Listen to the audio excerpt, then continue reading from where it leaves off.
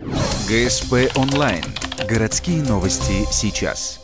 Четверг, 15:00. Квартира Марии Степановны Гончаровой. Она труженица тыла. Сегодня у бабушки гости.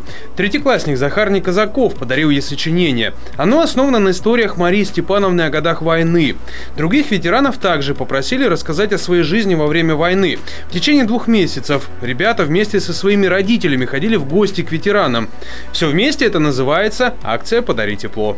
Задумались о том, что разрывается связь между поколениями. Чем дети взрослеют, и тем меньше они уделяют внимания своим бабушкам и дедушкам, меньше с ними общаются, рассказывают о своих проблемах. И вот мы подумали, что это, в общем, важная тема, и начали проект наш. Всего в акции «Подари тепло» участвовало 24 школьника. 11 из них написали рассказы о своих воевавших родственниках. Остальные посетили ветеранов города для знакомства.